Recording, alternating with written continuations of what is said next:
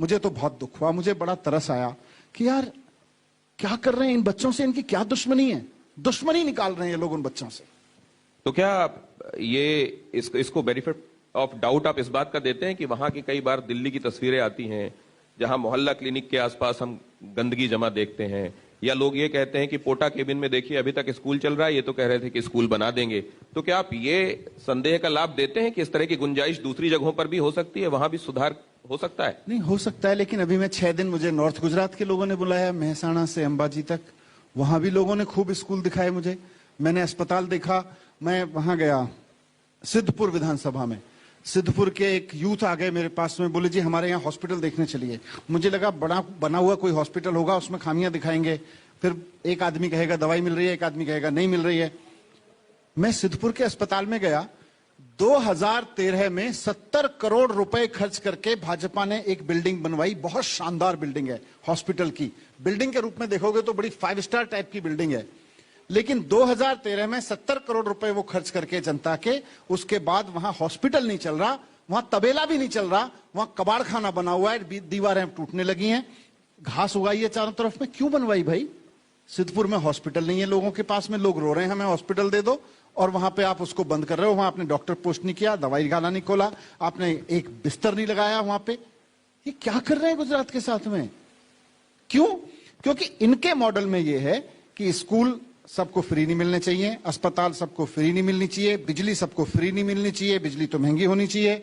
ये इनके मॉडल में। नौकरियां, सरकारी नौकरियां होनी नहीं चाहिए, सरकारी नौकरियां होंगी तो पेपर में दलाली हो जाएगी, अपना आराम से दलाल कमाएंगे। ये मॉडल ये लोग चला रहे हैं यहाँ पे। नहीं, लेकिन ये जो एक परसेप्शन है कि आम आदमी पार्टी ने खासतौर से उनका जो शिक्षा वाला मॉडल है वो सामने रखते हैं जरूर, लेकिन जब तक वो फ्रीबीज की बातें ना करें उनकी इलेक्शन कैंपेन की गाड़ी आगे बढ़ती नहीं है। ये क्यों फ्रीबीज की बातें करनी पड़ती हैं? क्या इसका कोई विकल्प नहीं है? ये करना ही पड़ेगा, अपरिहार्य है? नहीं, मुझे लगता है ये फ्रीबी जब हम कहते हैं तो लगता है जैसे कुछ एहसान कर रहे हैं जनता के ऊपर। इस देश का गरीब से गरीब आदमी टैक्स देता है, और वो टैक्स इसलिए नहीं दे रहा कि मेरे से टैक्स ले लो और मोदी जी के घर में 4000 यूनिट बिजली फ्री दे देना। वो टैक्स इसलिए दे रहा है कि भाई मेरे से टैक्स ले लो, मुझे मेरी जरूरत की बिजली फ्री में दे देना, मेरे घर में बच्चा है उसको पढ़ाई फ्री में दे देना, मेरे घर में कोई बीमार होता है तो उसको दवाई की जरूरत पड़ेगी, इलाज उसका फ्री में कर देना। इसीलिए तो टैक्स देता है। टैक्स किस लिए देता है? हम कह रहे हैं नहीं नहीं, टैक्स से तो हमारे दोस्त अमीर बनेंगे, टैक्स से तो हम अपने दोस्तों के कर्जा माफी करेंगे, अपने दोस्तों को जमीनें दिलवाएंगे, और जनता के टैक्स के पैसे से जब जनता मांगेगी बोलेंगे कॉस्ट देनी पड़ेगी, पैसे देने पड़ेंगे। ये ठीक नहीं है देश। इसको लेकर एक दूसरा नजरिया भी है मनीष जी, कि टैक्स पेयर जो पैसा देता है वो कुछ एक लोगों से टैक्स लेकर उन लोगों को एक तरीके से सुविधा देना जिनको समझा जाता है कि डिप्राइव्ड क्लास के हैं, और वेलफेयर स्टेट में ऐसा होना चाहिए, अवधारणा भी है। लेकिन वेलफेयर स्टेट मैं सॉरी आपको इंटरप्ट कर रहा हूं, लेकिन मैं इस बात से सहमत नहीं हूं कि टैक्स कुछ लोग देते हैं। मैं फिर से दोहरा रहा हूं, अभी मैंने कहा कि इस देश का गरीब से गरीब आदमी, जब हम कहते हैं ना कुछ लोग टैक्स देते हैं तो हमको लगता है इनकम टैक्स टैक्स है। भाई साहब, आज भिखारी अगर नमक की थैली अपने घर पे खरीद के लाता है तो वो भी टैक्स दे के आता है। कोई सामान्य आदमी घर में सुबह उठ के जो टूथपेस्ट करता है ना, वो पेस्ट जो होता है उस पे भी टैक्स दे के आता है, नहाता है उस पे भी। और आज तो इन्होंने दूध पे भी टैक्स लगा दिया, दही पे भी टैक्स लगा दिया। एक माँ अपने बच्चे को बाजार से 1 लीटर दूध ला के पिलाती है ना, 1 लीटर दूध सामान्यतः 3 गिलास में आता है, 1 गिलास में 1 रुपए का टैक्स देती है जनता। 1 गिलास दूध में एक माँ जब अपने बच्चे को पिलाती है तो वो टैक्स दे रही होती है। ये किसी अहंकार में ना जिए कुछ लोग कि कुछ लोग टैक्स देते हैं। इस देश का गरीब से गरीब मनीष जी इस बात को हाईलाइट करना चाहते हैं कि डायरेक्ट और इनडायरेक्ट टैक्स को समझिए। डायरेक्ट टैक्स और इनडायरेक्ट टैक्स से अगर आप दोनों को मिला लेते हैं तो लगभग सारे लोग उसमें कवर हो जाते हैं जो देश के लिए टैक्स देते हैं। लेकिन फिर सवाल यह है कि क्या वेलफेयर स्टेट में उन लोगों की संख्या स्थायी बनी रहनी चाहिए जिनको वो लाभ मिले, जो मुफ्त कह लिए जाए, फ्री कह लिए जाए, या कह लिया जाए कि जिनका ध्यान रखा जा रहा है वेलफेयर स्टेट में, या ऐसे लोगों की तादाद क्रमशः कम होनी चाहिए और इस तरह के वादे क्रमशः कम होने चाहिए इलेक्शन दर इलेक्शन? नहीं, मुझे लगता है ये अब वेलफेयर स्टेट एक किताबी शब्द है। मुझे लगता है दुनिया के हर देश में, हर सोसाइटी में, हर सरकार को यह करना चाहिए कि गारंटी लेनी चाहिए, जैसे केजरीवाल जी गारंटी ले रहे हैं कि देश में पैदा होने वाले हर बच्चे को फ्री शानदार एजुकेशन सरकारी स्कूलों में मिलनी चाहिए। ये गारंटी लेनी चाहिए। ये गारंटी लेनी चाहिए सरकारों को कि हम अपने देश के हर नागरिक का इलाज की व्यवस्था फ्री करेंगे, सरकारी अस्पताल में करेंगे, उसको प्राइवेट अस्पतालों पर निर्भर नहीं रहने देंगे। प्राइवेट अस्पताल खुलवाइए, प्राइवेट स्कूल खुलवाइए, फिर भी किसी को शौक है। जैसे आज दुनिया के डेवलप्ड कंट्रीज हैं, वो खाली वेलफेयर पे नहीं चल रहे, वो विजन पे चल रहे हैं। ये एक बड़ा विजन है कि आप देश के हर बच्चे को शानदार शिक्षा दीजिए। ये एक बड़ा विजन है कि आप देश के हर व्यक्ति को शानदार इलाज दीजिए, मुफ्त में दीजिए। ये बड़ा विजन है, ये इस पे काम होना जरूरी है। आज हमसे गलती यही हुई है। 75 साल में अगर आप मुझसे पूछें कि आजादी के इतिहास में हमारी सबसे बड़ी गलती क्या हुई है, यही हुई है कि हमने देश के हर बच्चे को फ्री और शानदार एजुकेशन सुनिश्चित नहीं की। हमने आईआईटी बनवाए, लेकिन हमने कुछ बच्चों के लिए बनवाए। हमने आईएम बनवाए, हमने कुछ बच्चों के लिए बनवाए। हमने बाकी बच्चों के लिए इतने घटिया इंस्टीट्यूट बनवाए, जहां से निकल के अभी राघव चड्ढा जी बात कर रहे थे कि वो एमए और पीएचडी की डिग्री लेके बेचारा चपरासी की लाइन में खड़ा होता है। हमने बाकी के लिए ऐसे बनवाए, ये नहीं चाहिए। तो इसमें अभी आपने बिजली को लेकर बात नहीं कही। बिजली भी है। बिजली को लेकर देखिए, अब ये यूरोपियन कंट्रीज में भी सोशल सिक्योरिटी की जब हम बात करते हैं तो ये एजुकेशन की बात होती है, साथ में चिकित्सा की बात होती है, लेकिन बिजली तो हम देख रहे हैं इधर यूपी का चुनाव हो तो बिजली, उत्तराखंड का चुनाव हो बिजली, पंजाब का चुनाव हो बिजली, गुजरात का चुनाव हो बिजली।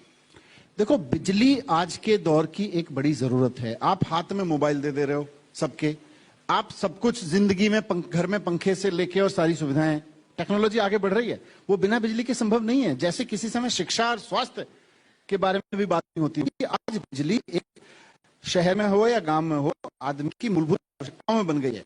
उसको आपको मिनिमम यूज की बिजली, लग्जरीज पे वो जो खर्च करे उसके लिए पे करता रहे, लेकिन जिंदगी जीने के लिए एक घर में बल्ब जलाए ताकि बच्चा पढ़ सके, एक पंखा चल सके ताकि गर्मी में थोड़ी राहत मिल सके, इतनी बिजली तो उसको फ्री देनी चाहिए, सरकार को देनी चाहिए। अब उस एक्साइज पॉलिसी का जिक्र करते हैं जो आपको इस समय जाहिर है आपके दिमाग में भी एक हिस्सा उस पॉलिसी से रिलेटेड चीजों की एक्टिविटीज का काफी घिरा रहता होगा। क्या देखते हैं आप इसको लेकर, और खासतौर से जब ये, क्योंकि कहते हैं कि perception is the new reality and actual reality basically in the field of politics.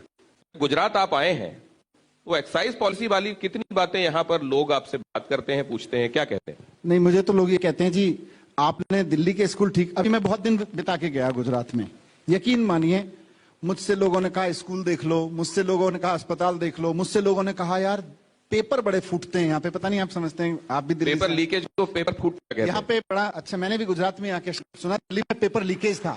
यहाँ बोलते हैं, गुजरात के युवा बोलते हैं उसको पेपर फूटना। 11 साल पुरानी वैकेंसीज यहाँ इसलिए खाली पड़ी है क्योंकि 10 बार अगर गुजरात सरकार ने ट्राई किया तो इन्हीं के संरक्षित दलालों ने पेपर फोड़ दिए।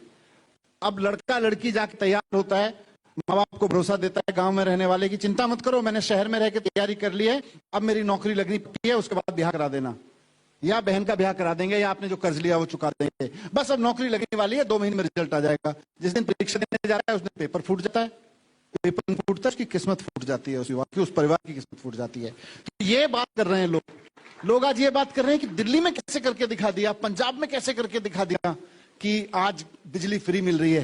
लोग इस बात को कह रहे हैं कि साहब आज मैं एक पूरी कर लूं, साहब आज केजरीवाल जी पूरे देश में एक ऐसे नेता हैं जो कहते हैं वो करके दिखाते हैं, कहने के बाद ये नहीं कहते वैसे यह जुमला था, ऐसा होता थोड़ा ही है।